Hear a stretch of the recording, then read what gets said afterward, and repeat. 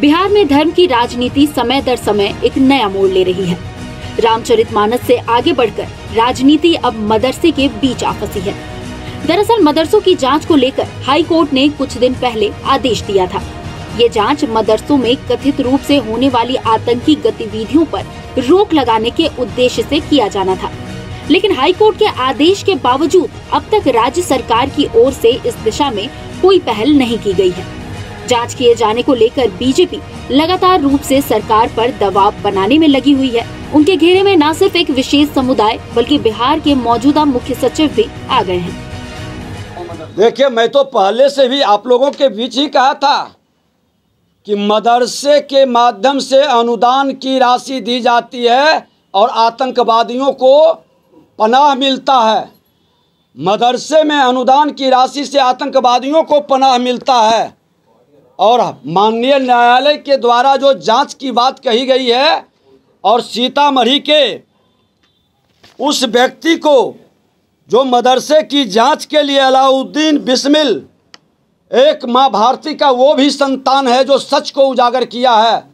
मैं उनका स्वागत करता हूं कि बिहार की धरती पर आतंकवाद, उग्रवाद और अपराध को सत्ता संरक्षित अप्रत्यक्ष रूप से जो लाभ मिल रहा है उस पर रोक लगनी चाहिए। खुल के बिहार के अंदर आतंकवादियों का शरण स्थली बनाने वाले श्रीमान लालू प्रसाद यादव और नीतीश कुमार, बड़े भाई छोटे भाई मिल करके और कहीं न कहीं आज उनकी भी जवाबदेही तय होनी चाहिए जो एक खास वर्ग के लिए मुख्य सचिव के पद पर बैठे हैं। एक खास वर्ग के संरक्षण के लिए वो जाने जाते हैं। हाईकोर्ट के आदेश पर भी अब तक राज्य सरकार की ओर से कोई कदम नहीं उठाया गया है। दलों का ध्यान सिर्फ बीजेपी के वार पर पलटवार करने में है।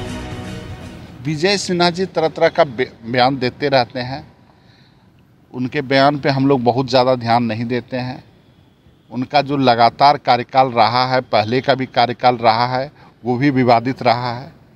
जब वो इसके मतलब विधानसभा के अध्यक्ष थे और अगर कहीं किसी तरह की बात है, अगर हाई कोर्ट ने कोई निर्देश दिया है कुछ जांच के लिए, बिहार सरकार हमेशा अपने स्तर पर हर एक तरह के मामले का जांच करते रहता है और अगर कोई गड़बड़ करने वाला रहेगा तो वो उसको जो है जो संबंधित जो कानून है उसके तहत सजा मिलेगी। वो उन्मादियों के सरगना है, वो अपने आप में एक उन्माद है। उनसे समाज को कोई रास्ता नहीं मिल सकता है। सामाजिक रूप से वो अवरोधक तत्व है और मैं पूरे तौर पर कहता हूँ कि जो व्यक्ति भाषाई मर्यादा से विमुख हो जाता है, कर्तव्यों से अलग हट जाता है, तो राजनीति एक साधना न है। उससे मर्यादा भी चाहिए और आचरण भी चाहिए, लोक लज्जा भी चाहिए। और सब कुछ जब खत्म होता दिखता है तो उसका असर बड़ा खराब होता है। तो अपने आप में एक आतंक है। जो अनुदान रोका गया है उसको लेकर आप क्या कहेंगे? कोई भी अनुदान किसी भी संस्थान को हम एक चश्मे से नहीं देखते। ये भाजपा वाली चश्मा अलग है, हमारे चश्मा समदर्शता के साथ है और दुर्दर्शता के साथ है। बिहार में उठते ये मुद्दे क्या सच में किसी तरीके से जन सरोकार रखते हैं या फिर ये सिर्फ जनता को मुख्य मुद्दों से भटकाने का चतुर प्रयास है? दलों की ये उलझन कहीं बिहार में हिंदू मुस्लिम एंगल को जन्म तो नहीं दे रही? बिहार में उच्चतम न्यायालय कहती है कि बिहार के तमाम मदरसों की जांच होनी चाहिए। अब उच्चतम न्यायालय के इस बयान के बाद सरकार राजनीतिक दलों की तरफ से घिरती दिख रही है और सरकार को लेकर अब विपक्ष सवाल खड़े करती है और यह कहती है कि बिहार में मदरसा आतंकियों का संगठन या फिर अड्डा बन चुका है। जाहिर है ऐसी स्थिति में आने वाले दिनों में मदरसा एक बार फिर से बिहार की सियासत का केंद्र बिंदु बनेगा और राजनीति भी जमकर बिहार के मदरसों पर होगी।